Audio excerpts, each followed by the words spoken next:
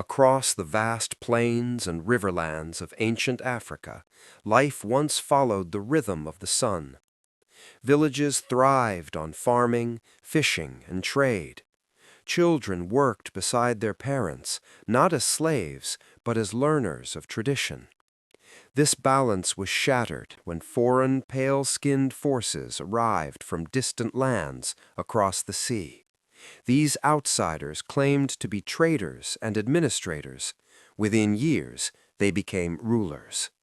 Reports from the inland regions describe black African children forced into labor. Boys as young as 7 were made to carry stones, dig canals, and transport goods under the scorching sun.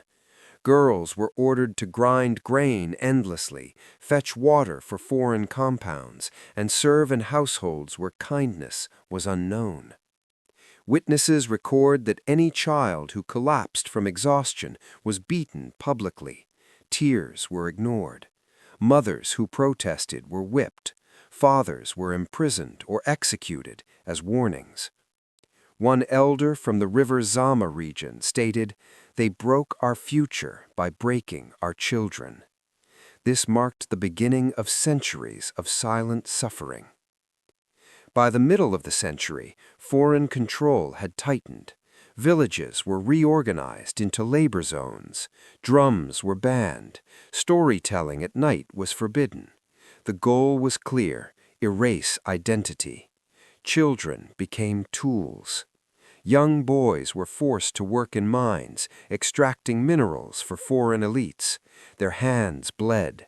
Their backs bent too early. Many never returned. Girls were punished for speaking their native languages and were renamed with foreign names they did not understand.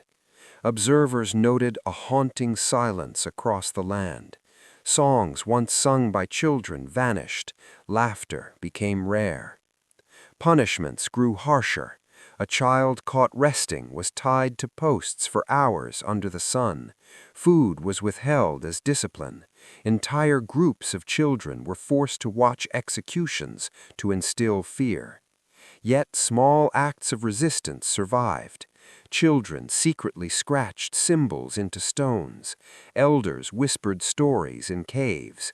Mothers hid hope in lullabies sung quietly at night. History records that the spirit of Black Africa endured, even when its voice was stolen.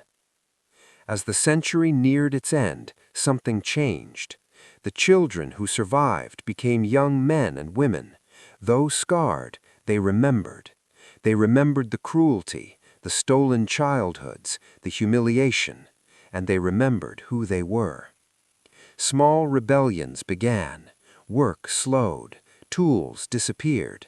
Messages were passed in secret signs learned during childhood labor. Former child workers guided families through hidden paths, away from foreign control. Foreign rulers responded with violence, but they could not stop what had already rooted. A final report from the southern plains reads, "They ruled our bodies, but never our souls." Though oppression continued into future centuries, this first century left an unerasable mark. It was the era when Black African children paid the highest price and unknowingly planted the seeds of resistance that history would later witness.